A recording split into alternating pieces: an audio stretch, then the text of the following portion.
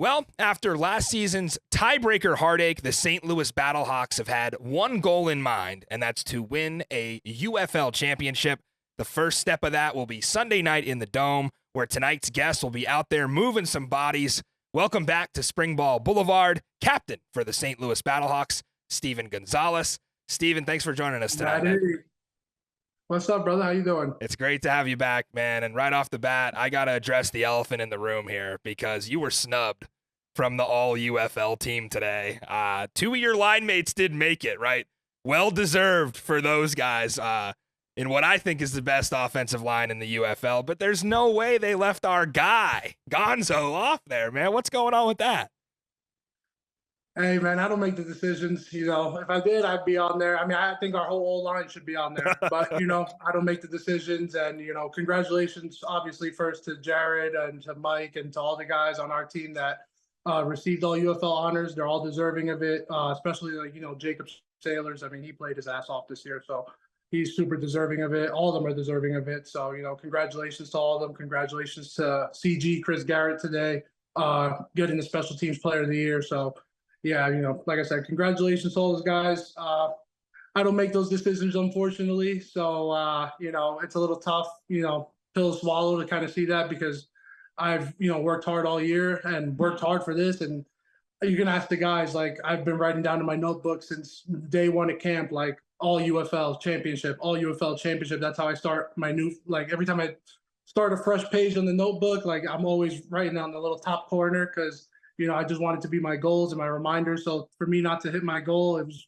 you know, a little upsetting, but it is what it is. I have bigger goals in mind. We have bigger goals in mind as a team. And, you know, we want to go out there, win, you know, on Sunday and then win the championship. So that's more important right now at the moment. Yeah, they pissed off the wrong dude. And I could tell, like, Jacob Sailors getting on all UFL. Like, that's a guy who came in to the regular season, was very much unknown at that position after Brian Hill kind of moved on from the running back position last year, and you guys had Mateo come in, and it was kind of a carousel of running backs to start, but Jacob Sailors ends up an all-UFL running back, which is credit to him and you guys.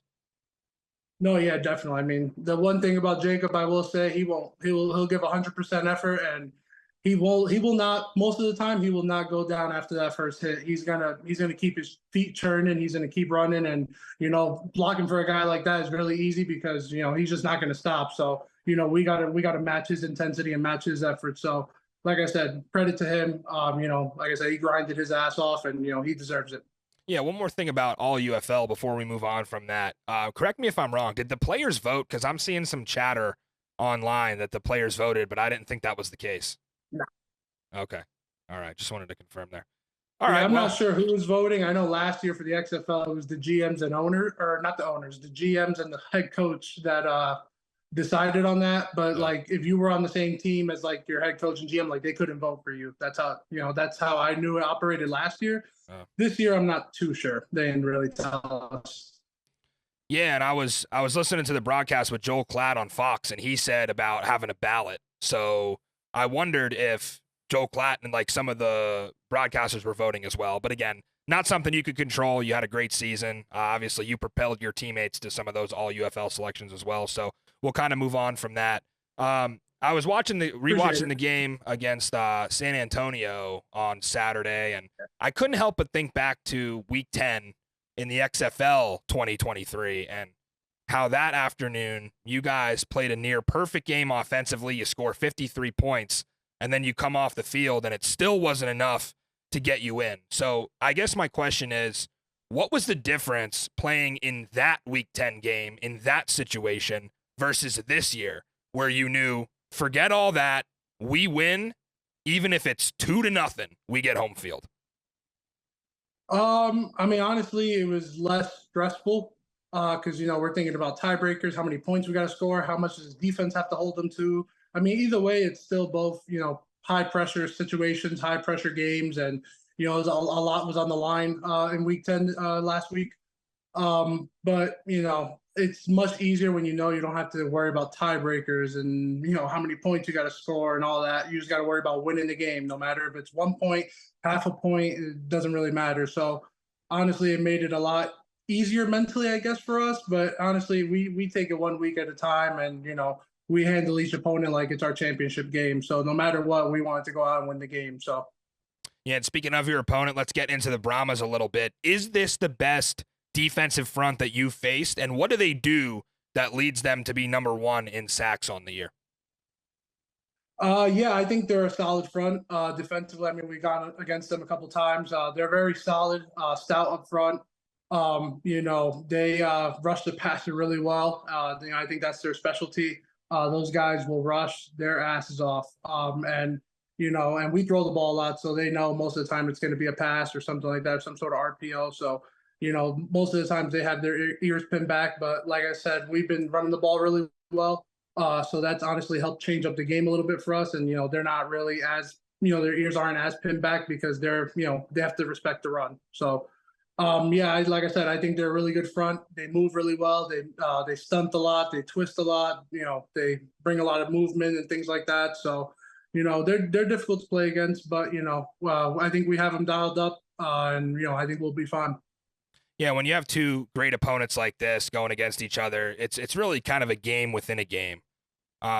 If there was a scale, let's say, with one side being physical, violent football that's within the rules of the game, and the other side being intent to injure and play outside of the rules, where do you put some of the stuff that was going on with San Antonio's defense, paying some attention to AJ's injured ankle last week?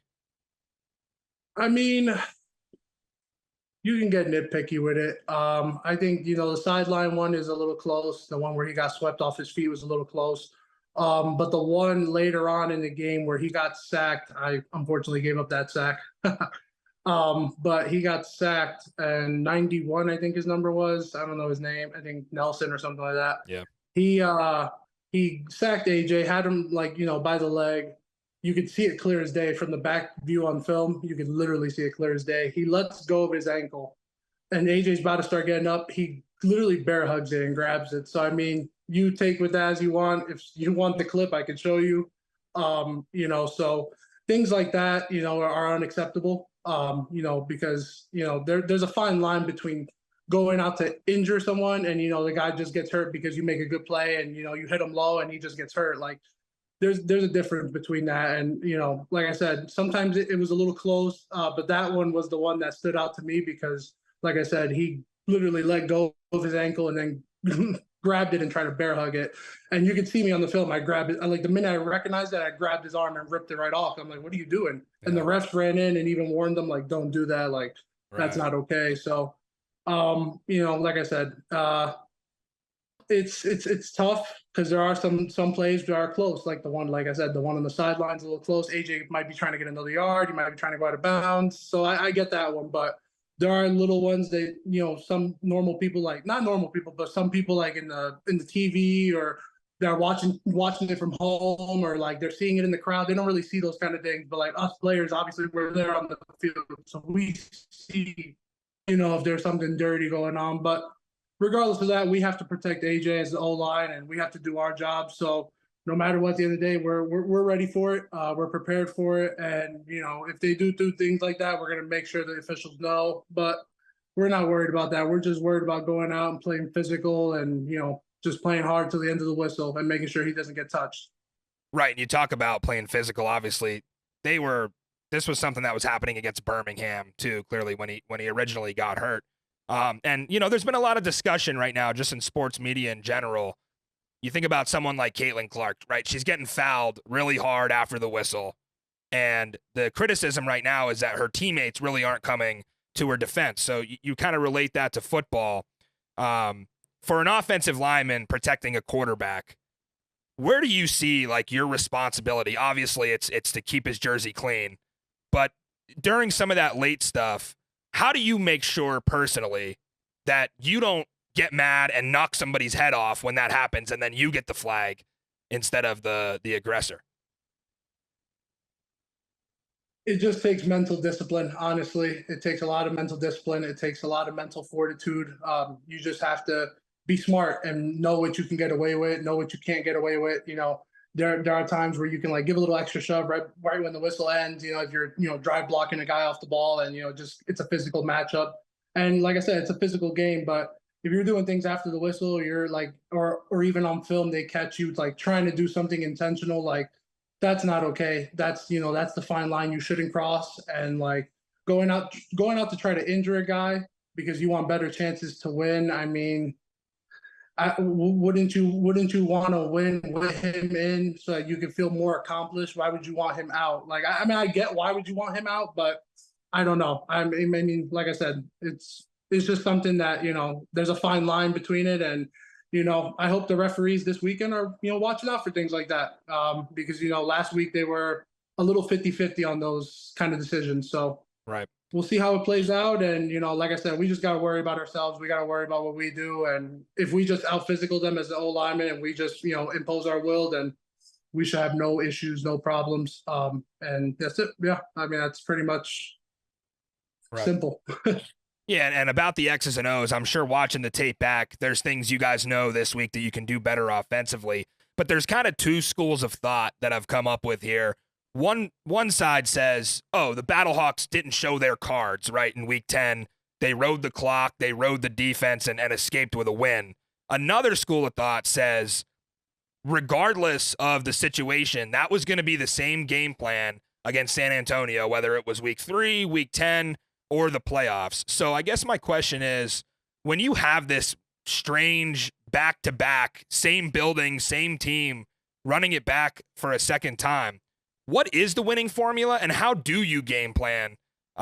Is it that you're hiding stuff, or is it that, you just got to win the game? I wouldn't say it's hiding stuff. I'd say, I mean, you can add new wrinkles and you can formation plays in a different way. But it's not really hiding anything or hiding a play or no, we got this secret play that San Antonio has never seen or no teams has. Like it's not nothing like that. It's more just you add little wrinkles, you do different things. Maybe you try different run plays or you try different pass plays or you try different route combinations. So it's more. I'd say it's more of that than it is hiding something. But we have a good game plan. Bruce and the other coaches put together a great game plan, and we just got to trust it. We just got to play hard. We got to play physical, play through the whistle, play fast, and I think everything else will handle itself at the end of the day. We just, like I said, have to trust what the coaches come up with because they put a lot of hours into game planning and they put a lot of hours into making sure that we're prepared and we're ready to go for Saturday or Sunday. Absolutely. And it's a tough situation when you've beat a team twice already, but the third one is the one that's going to count the most. This happens in the NFL. Sometimes with divisional opponents, I've seen stories of teams winning the 2 regular season meetings in division and then getting beat in the playoffs, and it just doesn't matter. So, yeah, 1-0, right? The James Franklin mantra. That's got to be the message this week.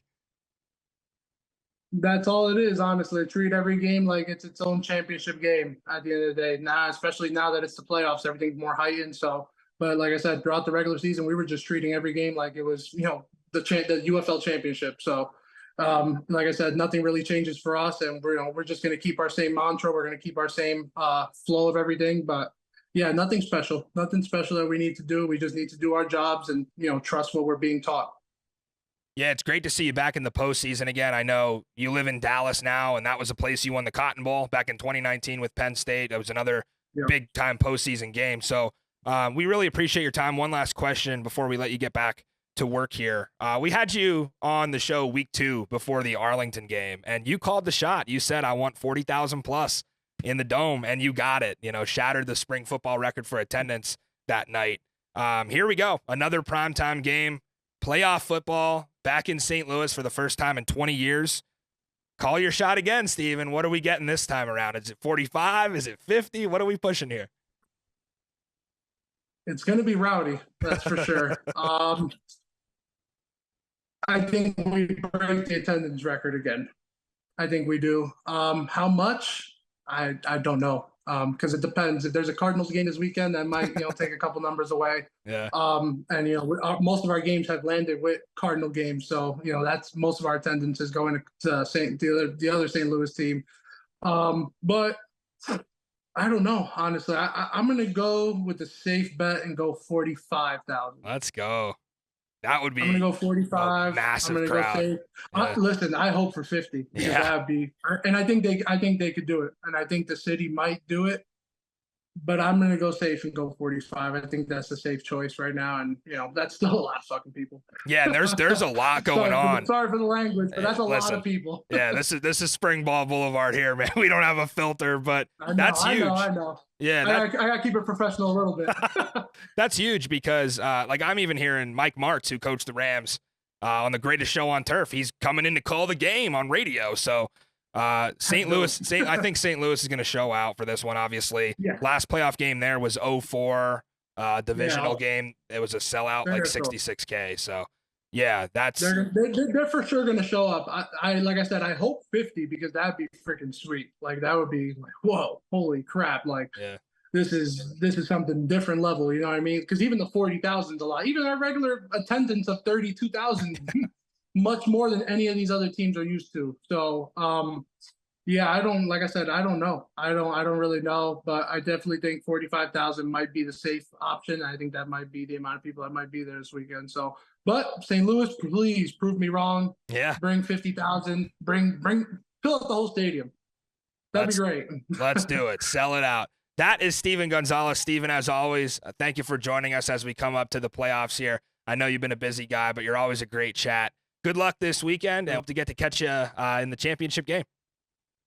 No doubt, Maddie. Appreciate you. Thank you for the time, guys. And like I said, always appreciate coming on Springball Boulevard, man. I love this podcast. Love hearing y'all talk about spring football, and it's important, man. Y'all put a platform out there for us, so we appreciate it. We as players, I know for sure appreciate it. So thank you, Maddie, and thank you. Appreciate y'all. It means a lot, man. Appreciate it. Have a good one.